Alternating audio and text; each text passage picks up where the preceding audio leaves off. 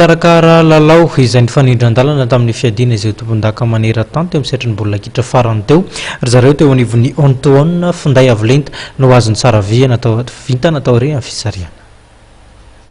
Samsung Galaxy S4 io ny lokany zarain'ny agence de marketing Antoine. An'ilay tsara vita na voasarika anarana nandritra ny fisariana fahatelo tao anatin'ilay lalao tombola natokana ho an'ny fiadianan'ny tompon-daka an'izao tontolo izao amin'ny baolina kitra. Nitotsaina tetsendohana analakely tokoa ny fisariana fahatelo ka fantatra nandritra ny fotoana fa nitapakely mitondra ny laharana faha 375 izay tazomin'ny toky no tsara vintana. Izay lalao izay dia natao tao anatin'ny mondial efa fisariana fahatelo no tanterantsika androany. Tamin'ny fisariana voalohany dia anisan'ny Monsieur Ly izay nahazo ny subwoofer.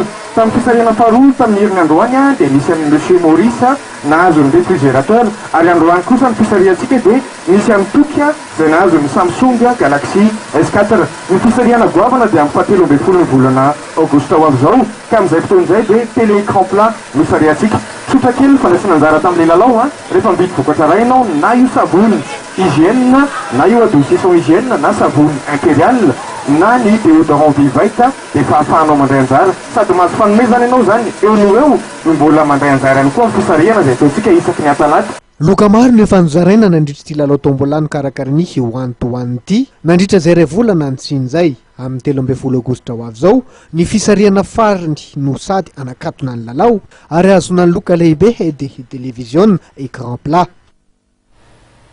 Zay ny kitoko lasy toko vavy no amaranana ny fampalala amin'ny vaoto amin'ny takariva ity saorany ianao nanaraka izany hatramin'ny farany manome fotoana anao ny tenako manaraka indray veloma tompoko.